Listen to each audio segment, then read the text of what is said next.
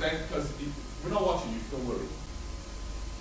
I'm going to tell you about the boy and the great big book. First, let me introduce you to the boy. And, well, he was like some of you. He was intelligent. He was talented. He liked music. He played a guitar, except, well, he didn't have guitars in those days, but he played an instrument like a guitar. And he also liked playing games. Now, back then, they didn't have Game Boys or PlayStations or Wii's like we have today, so he had to make up his own games. And he played with a sling, which was like a piece of leather, and he could put stone in the end, he could fling it around, and he could throw the stone at things. And he got so good, he could hit an apple off a tree at 20 meters. Now, this young lad, he grew up in a town called Bethlehem.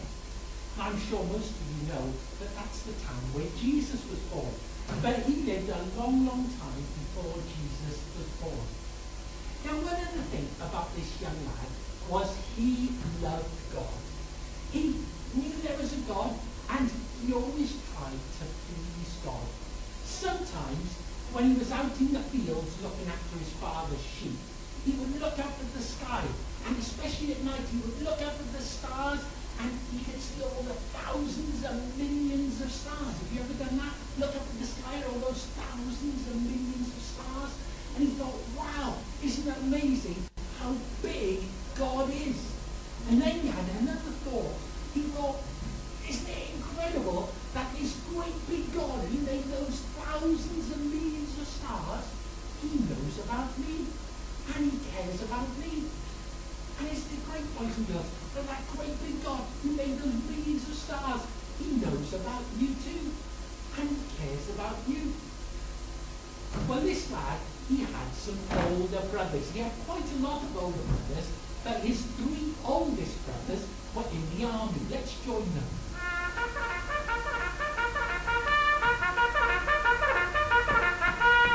Now, they go off to the army because there was a group of people called the Philistines who were like a bunch of bullies, really. They'd invaded the Israelite land, and they were making life miserable for the Israelites.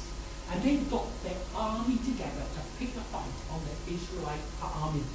And the Philistines, they were lined up on a hill on one side of the valley, and the Israelites, they were lined up on the hill on the other side of the valley, and they were facing one another. And then the Philistines brought out their secret weapon. It wasn't a missile, it wasn't a cannon, it wasn't even a catapult. It was a great big giant Philistine soldier.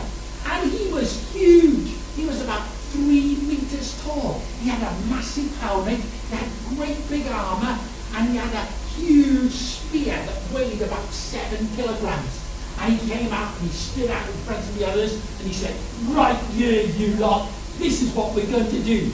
Instead of us all fighting, I want you to send your biggest and best and bravest fighter, and he can fight me. And if he beats me, which of course he won't, then we'll serve you. But if I beat him, which of course I will because I'm the best, then you'll have to serve us. All the Israelite soldiers looked at this great big giant, and well, they were terrified. Their knees began knocking, they began shaking with fear. You see, boys and girls, they forgot that there was someone that would promise if ever they were in a situation like that, he would help them. And it's important to remember, if we're ever in a situation when we don't know what to do, or perhaps we're scared, or we can't handle it, that we don't have to face it alone. There's always people who promise to be there for us. Maybe like our teachers or other adults that we know we can trust, and we can turn to them knowing that they're there to help us. Anyway, back at the farm, the young man was looking after the sheep. And his dad came to him and said, your older brothers haven't been keeping in touch like they should. They haven't been phoning home very regularly, so I want you to go and see how they're doing. And one thing they really like is cheese sandwiches. So tomorrow morning, I want you to get some cheese and get some bread, and I want you to take it to them. Now this was a really exciting adventure for the young lad to go off and see his big brothers in the army. So early the next morning, as soon as he could, he got himself ready and he went off to where the soldiers were.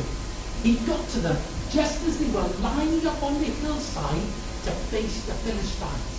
And he went down the line and he got to his brothers and he said, "How are we doing? Is it exciting? Are we winning the battle?" But just as he started talking, they all went quiet. In fact, they took a step backwards and they heard thump, thump, thump. And sure enough, out came the great big giant Philistine soldier. "Right here, you lot! Is there still no one who'll come out and challenge me, you bunch of lily-livered sissies?" And once again, all the Israelite soldiers, they were terrified. Now the young lad I didn't tell you his name yet, did I? Perhaps some of you know it already. His name was David. And does anyone know the name of the Philistine soldier? That's right, his name was Goliath. Well, David saw Goliath and he was amazed that no one would go and challenge him, because he realized that, well, one, he wasn't just making fun of the soldiers, but he was making fun of God.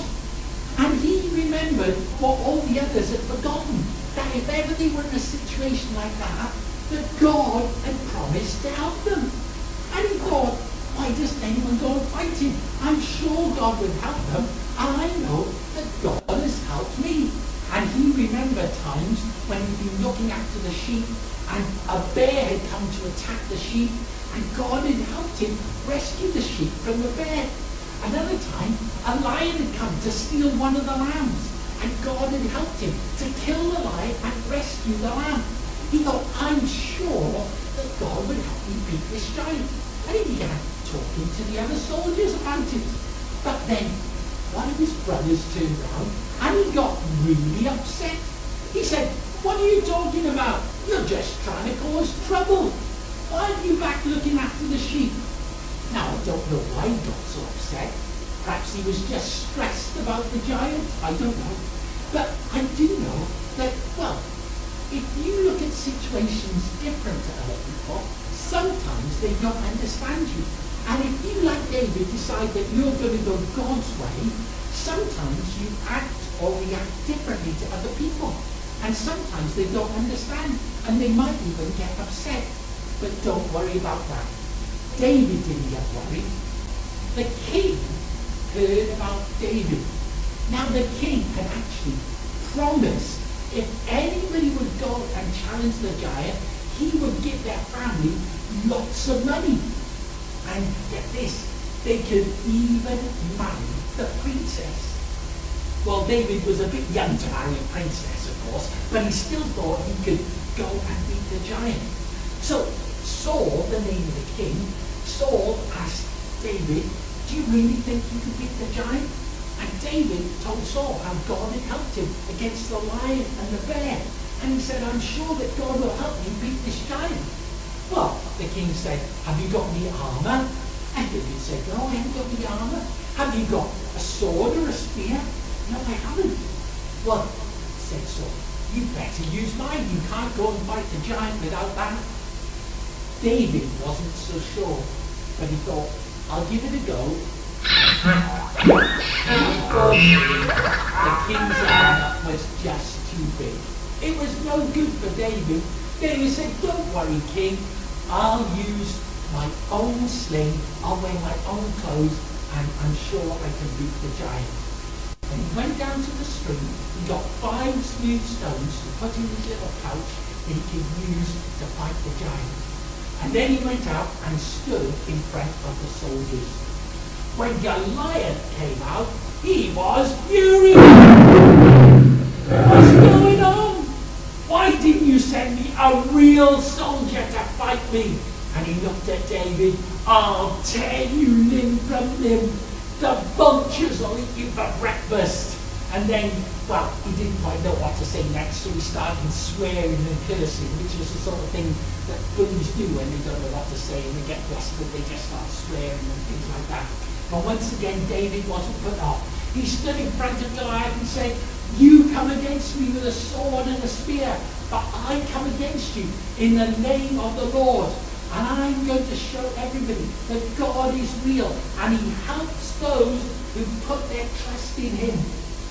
Goliath stepped forward, but quick as a flash, David got his sling. He got it out and he swung it round his head once. He swung it round his head a second time.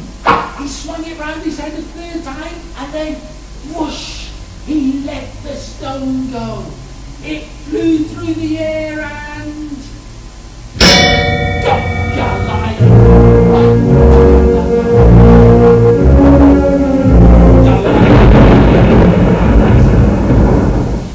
The Philistine soldiers were shocked. Goliath was their hero. He was their superstar. But you know, boys and girls, that shows me something. That you have to be careful who you choose to be your heroes. Not just people who are famous or talented, but someone whose character you would like to be like. And Goliath certainly wasn't that sort of person. David ran forward and quick as a flash he chopped Goliath's head off. The Philistines didn't know what to do, and so they all lost their lives. David won the day because he put his trust in God. He was the real hero. And later on, he became the king of all of Israel. And what's more, he became the great grandfather of that other person that we mentioned who was born in Bethlehem, none other than Jesus himself. And all because he decided as a young lad he was going to be on God's side. And you know what? As I was young, I learned about God. I learned about Jesus. I learned how Jesus said, "I am the good shepherd." Just like David cared for his sheep, Jesus promised to care for those who put their trust in him. And also the Bible tells us how Jesus died on the cross to take the punishment for the wrong things that we've done. So if we turn to him and say sorry for those wrong things and decide to go his way, he'll forgive us and make us a part of God's family. And as a young boy, I chose, just like David, that I wanted to be on God's side. And perhaps today, you too will decide, I'm going to go and be on God's side, just like David was. I'm going to put my trust in Jesus and follow him. I hope you do. Because if you do, just like David, you know God has been you, whatever situation you face.